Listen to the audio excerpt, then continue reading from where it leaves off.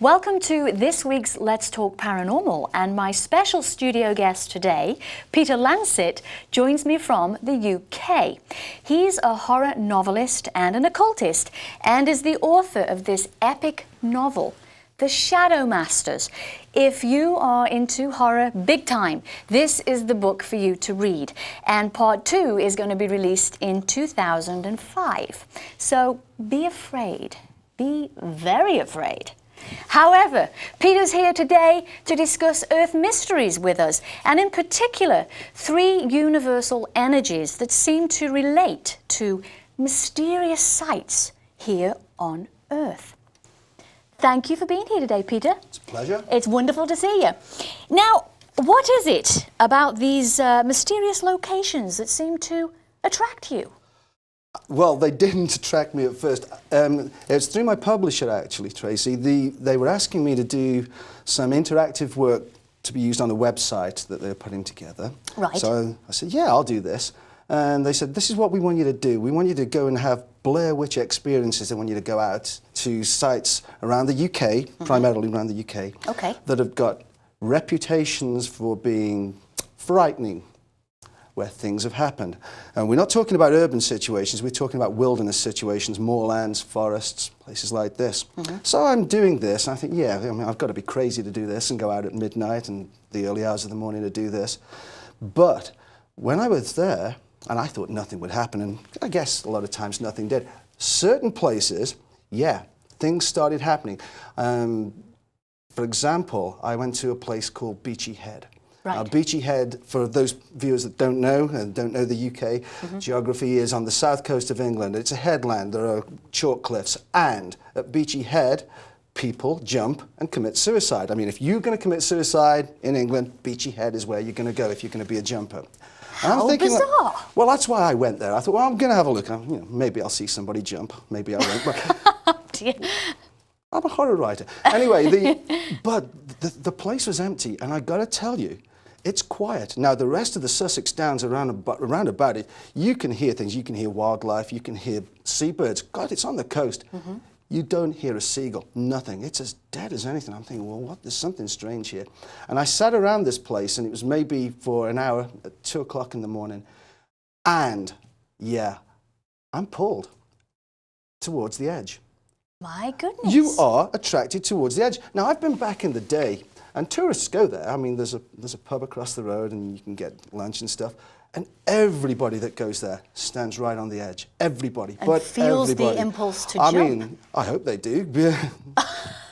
Well, at least experience it, at least. They will experience it. This is what I mean. I mean, when I say I hope they do, I don't mean I hope they jump off the edge. I mean, I hope the experience that itself. Yeah, that they feel the energy. There is a tremendous energy. Now, this relates to places that I've been in the past, to Glastonbury, Stonehenge, places like this, Windsor Great Park. These have all got reputations, but they've got like sustaining and healing reputations. When I started going to these places and getting these effects, I started to meditate there. I thought, well, I'm just going to go there. I'm going to see what comes to me, because, I mean, I've been involved in the occult for many, many, many years with ritual orders in the past, but now I work on my own, singly. So I'm going out to these places, and I sit there and I get my mind down to an alpha state, and just to become very receptive and see what will happen. Things were started to be revealed to me, and certain locations were absolutely, from a human perspective, and I'm going to qualify that in a moment, but from a human perspective, utterly malevolent. I mean, utterly malevolent, frightening. Now, you know what, Peter? Our viewers today are going to say, well, you've done some research into this and these sacred sites or whatever, mysterious sites, and you're just imagining that you're feeling these things because you've read about them. What would you say about that? Well, I mean, that is one perspective. I would say that the reason that I don't believe that it is just suggested to me is because it doesn't happen all the time. I go to some places and I get nothing. I get absolutely nothing. And what we found is that there are correspondences.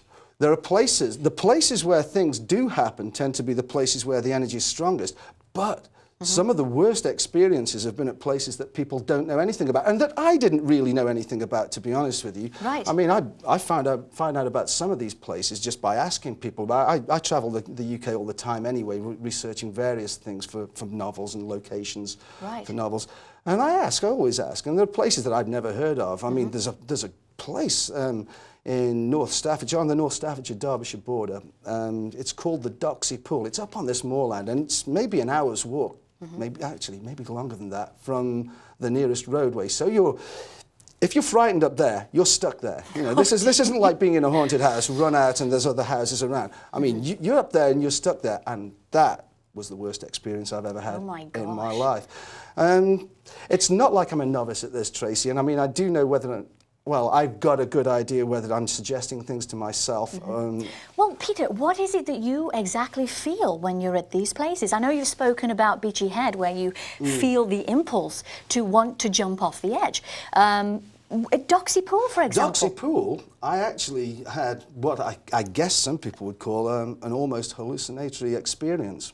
Really? Yeah, sitting at the rocks there. I mean, the pool does have a reputation locally. I'd never heard of the damn place, but I mean, you got to see it. When you're up there, you do feel that there's something wrong. And I don't know whether, I mean, even when I was there, Tracy, I was skeptical because I thought, well, maybe it's the location and maybe it's the remoteness. The moors are pretty spooky at the best of times because of the rocky. Oh, you know. And I'm from the UK, as you folks know, but I have not investigated these places, so I have no idea.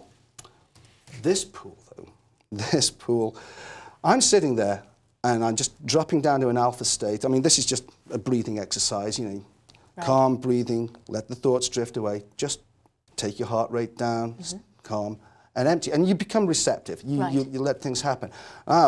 I swear to you, I mean, I didn't see so much as sense geometric structures rise from the water. Totally geometric, rectangular. Good Lord.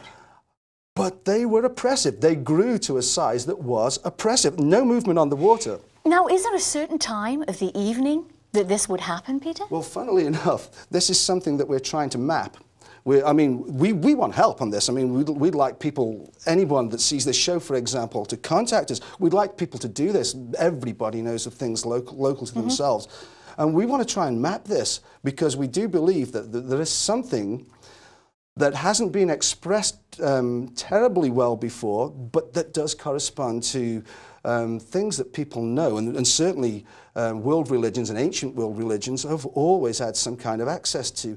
Certainly we've identified a force of three powers. There is the chaotic, destructive power. This is the one that makes the malevolence. This is the one that gives you the feeling of oppression, the feeling of destruction, and this is possibly what causes people to destroy themselves in certain points. So this is a discovery that you personally have made, or do you think other people may know of this energy but are calling it something else? That's exactly what I think, but I don't think that people have related the energies together. What seems to have been revealed from what I've done, and by the way, I didn't just go out and do this on my own and then think, yeah, well, that's it. I have asked other people who are involved in the occult, to just do this and confirm what I found. And to a large extent, we have had this.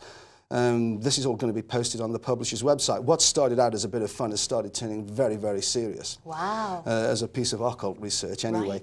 But yeah, we've got the one force that expresses itself in different ways, in different locations. And what we want to find out and what we want to map is what goes where and what are the relationships between the areas and the locations and the times. So we'll use this fourth dimension time between these forces. And what seems to be confirmed by what we're finding. And I say we now because there are other people involved. It's not just me anymore.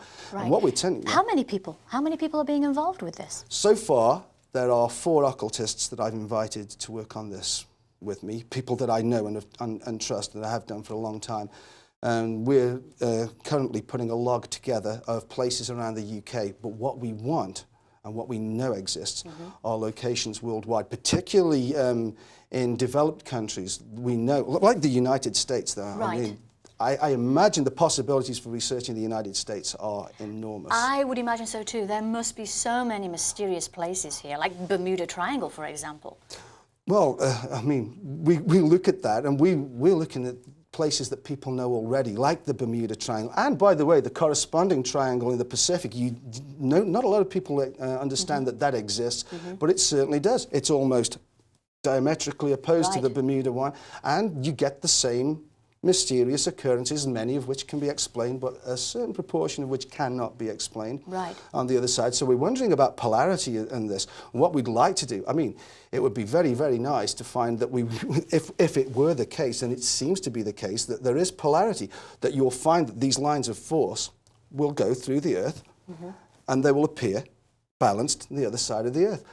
We're not talking about anything being evil here, by the way. I might as well say this. Right, it's just a case that what exists, exists. Evil is just a human perception of what happens. So when I say something's malevolent, I'm not saying that it's trying to harm us with a conscious will. Right. We're just saying that if we come into particular contact with certain aspects of it, our physical and perhaps mental conditions could be in danger. Right. Is there any method that you know of that we could use to detect this that you're talking about in the Earth? Simple. The exercise that I just gave you earlier on. All you need to do is practice getting your mind into an alpha state. Just breathe. It's breathing exercises. I mean, this is nothing new. Occultism, I mean, Western and Eastern traditions all rely on breathing to get minds into receptive states where you can actually feel energy. Right. I mean, there are healing, they call it alternative medicines, but healing things like Reiki, for example, where you can do simple exercises where you can feel energy. I mean, you can feel your own energy. I mean, I won't go into this now. It's not a field of expertise of mine. Right. But you know, you can read books on this, you can talk to people that know this, and there are simple exercises. I'd say the simplest thing for anyone that wants to go to a place like this to do is a simple breathing exercise. Take your mind down into an alpha state, which is where you're the most receptive to forces around you that are beyond your the normal range of your sensory perception. Now, would you recommend our viewers that want to participate with this doing this exercise before they actually go to a site or at the site? No, you do need to practice this first. I mean, to get any benefit from it, it wouldn't take long. It's a simple exercise. We're only talking about doing this maybe for a few minutes each day. And after a few days, most people can get themselves into a very calm, very, very receptive alpha state. Right. You know, simple exercise, breathe in for 5 seconds, hold it for 5, breathe out for 5. Okay. And just let conscious thoughts slip away. Let your mind just drift. Don't allow yourself to fall asleep. Right.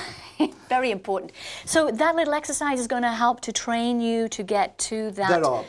I mean, obviously, if you were going to become a student of the occult, then you're going to take this a lot of stages further. But simply for people that want to get involved and want to see if they can experience things at these sites that they know have got reputations. Because, I mean, our question was, why? What is it about these places? Why is this place scary? Why do kids stay away from there? Found a place local to me. Well, we're going to have a look at those slides right now. Cool. And we're going to take a look at these mysterious places that Peter is going to talk to us about. Let's pull up the first slide. And you can talk us through this, Peter. I already have. That's Beachy Head. Beachy Head, okay. Now you can see, it's a chalk cliff. And there are chalk cliffs all over the south coast of England. Why that one? Right. Why that one? And that was the question I asked. And I have to tell you, I've been to Dover. Don't get the same effect at Dover. Really? But you do there. The reputation of this then that you've already spoken about, how far back does that reputation go? Amazingly, I thought it was a 20th century phenomenon where people, you know, it would only happen when people had access to transport. But there are records of people throwing themselves off Beachy Head, certainly 200-300 years ago. So I'm going to suggest that the opportunity for that to happen to people has always been there. I'm going to say that that's always been a centre that's manifested the one form of energy in that particular malevolent form. I'm calling it malevolent, or shall we say, a better word would be perhaps chaotic or destructive. Right. But I suspect that that's always been there. Right. Now, some viewers today might be asking the question, why even bother to go and do this? What would be the purpose? But this isn't for everybody, Peter. Goodness no. Oh, goodness no. You have to have an interest to do this in the first place. Moreover, you've got to have some kind of mental stability. I don't mean to be patronising, but really, I mean, this is dangerous stuff. I mean, I would implore viewers, If you have any doubts about this at all, don't go to any of these places. Right. Read about it. Be interested by all means, but don't do it. Because it can be very dangerous. Yeah, you know what? A simple thing, I think, which many of us have experienced, being in a dark room with no lights, the door closed, the curtains closed, and you do actually sense that there's something in the room. There isn't, of course. Is it your mind playing tricks with you at that point, or is there actually something that could be very real? I would hesitate to give a yes or no answer to this. Sometimes there might be. Sometimes it just might be your own perception, the mental state that you're in, the energy that's within your own mind, the place that you're at, right, for want of a better term, that could actually condition you to this. It's a hell of an exercise to do. In fact, you bring up something quite interesting there. A good way to find out whether it's worth you going out to these places, whether it's going to be safe for you, is to do just that. I've described an exercise that I think would tell you whether you could do it or not. Run a shower. Leave your doors open at night. Turn all the lights off. Have a shower in the dark. Put some music on loud. See how long you can stand it. Oh my before you have to put the lights on. Before your imagination gets you. If your imagination wrecks you and you have to run screeching to put the lights on, lock the doors, don't do this. Well, don't go out in the middle of the night. I'm one person that would not be able to do that. I could not do it. It's harder than people think. I suggest that you try that, because you are going to be relatively safe at home. But the moment you feel you need to put the lights on, put the lights on. Yeah, you don't need to challenge yourself yeah, exactly. any You further don't need. Absolutely. Let me tell you something, Tracy. I mean, like I've said before, I've worked with the occult for a long, long time. And it is a fact, and it's certainly well known in occult circles, that there are people that have tried occult practices. They've tried to go down a solo path, and they've pushed themselves. Some of these people do end up needing mental health care. There's no question about it. I'm sure that it can actually take you to that particular place. This would have to be the basis of another show, but by gosh, yes, I could tell you some stories. Part 2. Let's take a look at the next slide, and you can talk us through this, Peter. What do we have here? Beachy Head. This is Beachy Head, yeah. So, okay. It's the same place, but you can see the sweep of it, and it literally is just that section of coast. In the centre there, right, that promontory, yeah, the high point there, that's the place where most people go. And it is quite localised. They've got all that choice. You'd die jumping from any of those yes, you would. Little heights. I mean, they're higher than you think. Good Lord. But it is localised to there, and that's where it pulls you. It really does pull you. And how many deaths have happened there? Hundreds, literally hundreds. Yeah. Wow. Uncountable. Wow. Let's take a look at the next one. This is fascinating. You're a very interesting guy, Peter. You think so? I really do. What's this? Beachy Head. Beachy Head again? Okay, so that's another angle of Beachy Head. I have nothing to say. We just covered that. Okay, we'll look at the next one. And there literally must be so many over England. There really. Well, to be fair, we haven't even scratched the surface. We haven't come anywhere near seeing all the places. I mean, even the major locations. Some of the interesting ones, though, places like Glastonbury, which I guess a lot of people have heard of, even beyond England, and Stonehenge, of course. Of course, I was just going to say that. Oh, look, what do we have here? That's Glastonbury Tor. Glastonbury, That's okay. Glastonbury Tor with the Tower of St Michael on the top. Now, do you realise that that hill's man-made? Is it really? And you can work out the spiral path, and it is a spiral, it's a vortex path, which brings me on to another point. This energy manifests itself in spiral vortices. Now, if it's man-made, is it built for that purpose? Absolutely, or is it... absolutely. That's a conduit of energy, and it's a receptor of energy. That is the most powerful place I've ever been on Earth, bar none. I mean, you just walk down the streets in Glastonbury, and you can feel it all around you. And I have to tell you that ordinarily, I'm not particularly sensitive to this stuff. I really am not. It has to be almost punch you in the face strong for me to realise that this stuff is there. I have to work at it. I mean, I'm not one of these naturally psychic and receptive people. And we're just walking, just parking up the car and getting out, walking down the street in Glastonbury, and you know it's there. Right. But Glastonbury isn't scary. Right. Not even no, it's a beautiful place, isn't it? Yeah, and it's a nurturing, healing, sustaining place. I mean, they call it the heart of Britain. I mean, it's nowhere near the centre of the island geographically, but it is the heart of Britain, and it's the very heartbeat. Right. And I just wanted to ask you something, Peter. I take it that many people do see perhaps UFO sightings over some of these places. Glastonbury, yes, definitely. Yeah, that's why I wanted to mention that. Definitely, for sure. Now, I have to say, I haven't seen any, and I've realised why. Why is that? I don't look up, and most people don't look up. You know, they don't. I'm standing on the top, and I go there regularly. I mean, I stand on the top of the tour, and I'm so busy trying to pull out the man-made zodiac around Glastonbury that I'm not looking at the sky. So I miss what might be right above where my the head. activity's going on. Yeah. Exactly. So I have to train myself to do that, but so far I haven't managed to do it because I'm just full of what I'm focused on what I'm there to look at. And a lot of people are, of course, but we're trying to, you know, educate people to look up more and see what's going on. Stonehenge, by the way, has the same reputation.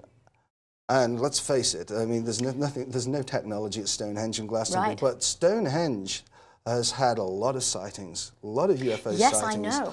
And I'm wondering why it's at these places that the sightings occur. I mean, they occur in other places, but I wonder if we investigated places where there were lots of other sightings. And this is something that I'm actually going to do. This is going to be phase 2 for me of this investigation. Is I'm going to find not spots that have had scary reputations for a long time, but where they've got reputations for UFO sightings. I've got a place near to where I live in the UK called Cannock Chase. I know it well. I know it well. You know Cannock, okay? I do. In the Midlands. Fine. Well, you know that that's just like wilderness and woodland. There have been loads and loads of murders at Cannock, so I was going to go down there anyway to investigate what I was going to do. But I found out that there have been an impossible number of UFO sightings over Cannock. Now, it's just woodland. What are... Yes, it is. You'd have to say, like... What would be the purpose of a visit what are they there? But if they're channeling or using and funneling energy from these sites... I'm speculating now. Obviously, I cannot know this, but I want to go and I want to find out exactly what it is in these spots that might make them receptive to this paranormal activity. Now, Peter, once you get all of this information, what do you do with it? Publish it. You publish it. Absolutely. For everybody to know about. Yeah. This is why, you know, it'd be really good if people could take part. If they went to the website, which, like I say, this all started off as a bit of fun. And what is your website? www. There's 3 little W's. Of course. Bloodbinds.com. Ooh, bloodbinds.com. Yeah, bloodbinds, all one word. Right. .com. Okay, and they can find more information there? Absolutely. They'll be able to upload experiences there and photographs. And hopefully, what we're going to do is we're going to collate the stuff there, and we expect it to form the basis of the first book, possibly late 2005, because obviously we want as much information as we can, and we are. Absolutely. We're asking people from all over the world to contribute to this, because the more information we have, the better the map that we can produce. Absolutely. I mean, this stuff. I know. Well, let's take a look at the next picture, because we do have some awesome slides here of various places. That's the top of Glastonbury. Top of Glastonbury. That's the Tower of St. Michael. And that really is a focus for the energy there. You can sit inside, you can just see through there. You can see inside what used to be the gateway. What's happened at this place? Deaths have occurred here? No. This is a sustaining place. This is not chaotic. This is a beautiful place. Okay. This is a peaceful place. So the energy is different. This is a sustaining, nurturing energy at Glastonbury, definitely. Oh, don't be worried. I mean, anybody that wants to go to Glastonbury, feel free, with no worry at all. And you've actually interviewed other people and said, you know, what are your feelings here? Oh yeah, many. And really, you don't even need to interview people. There are books and countless books by people on Glastonbury. It's one of the most. I tell you what, Peter, we had an email question from James, who knew you were coming on the show today, and he wanted to know, from the sites that you've experienced, do you know of any unusual geological properties associated with those areas, such as magnetic or gravity mapping? Good question. That's a great question. It is too, but I'd have to say that I can't think that. Again, I mean, this is something we're going to have to try and map, because I can't say that there is. I found, well, I've mentioned 2 places where I believe that there is chaotic, destructive manifestation of this one life energy. And that's Beachy Head, and I mentioned the Doxy Pool. Well, the Doxy Pool's granite rock, up on the moors. I mean, the basis is granite rock, and whereas Beachy Head is chalk-based. What goes beyond the first thermal layer of the Earth, I don't know, because I don't know enough geology. Right. But it would appear from the surface that there is no connection at all geologically It might be an interesting part of your research that you could... But do you know, it's posed a question that I'd never posed myself. There you go. Again, you see, this is how useful it is to have other people involved in this project. Exactly. And this is why it's so important for you viewers to email us with your questions, and we can put this to people like Peter who are researchers of this particular subject. And no question about it. I mean, I will act upon that now. I mean, that is going to take us in a new area because, do you know, it hadn't even occurred. But it does make sense. That's wonderful. Well, let's take a look at the next slide because I think we have another one here. And there's Stonehenge. Oh, there's Stonehenge. And beautiful. Stonehenge, I mean, you've got to ask, and people do, why was that built there? And again, if you ever, you know that they've opened it up now. You can actually walk amongst the stones again. Yeah, they closed it off for a long time, but you can actually go to it now. Now, there can't be any negativity there here, isn't. surely. That is another nurturing and sustaining centre. You would not be frightened at Stonehenge. I would be surprised. You'd have to be mentally unstable to be frightened at Stonehenge, I think. Right. You know, you'd have to be receptive to... Well, let me ask you this email question that we had sent in to us, Peter. Are these mysterious landmarks forever locked into the paranormal realm, or can they be cleansed in some way? Are they forever going to be that way, or can they be cleansed? Well, that presupposes that we think that they're dirty to start with. That's quite true. And I don't. Right. I absolutely don't. You know, I mean, it's a strange thing to ask, but would the question be perhaps presupposing that these things are intentionally, by force of will, trying to harm us? If they're not, why would we be wanting to cleanse them? They're just manifestations of energy, like we ourselves. We all comprise of this one energy. It's just the way that the energy projects itself in certain environments, in certain places, and at certain times in the universe. Well, let's take a look at the next one. What do we have here coming up? Yeah, now that's scary. Why is that?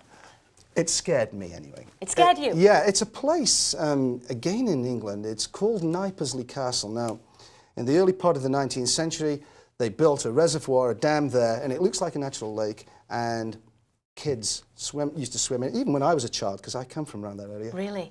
Kids die in it, and I mean, it has a reputation for being haunted. I've been frightened there. I went there, very, very scared. That does feel oppressive. You've got to get the hell out of there at night.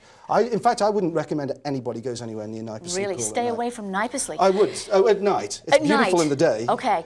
Peter, thank you so much for being with us on the show today. There is so much that we haven't uncovered on the show. But so much more I wanted to say, but I mean... I know, it goes so fast. But maybe part two. Thank you for joining us today, and I'm just going to show you Shadowmasters once again. If you're into horror, this is the book to get. Until next time, keep an open heart and an open mind. Bye-bye.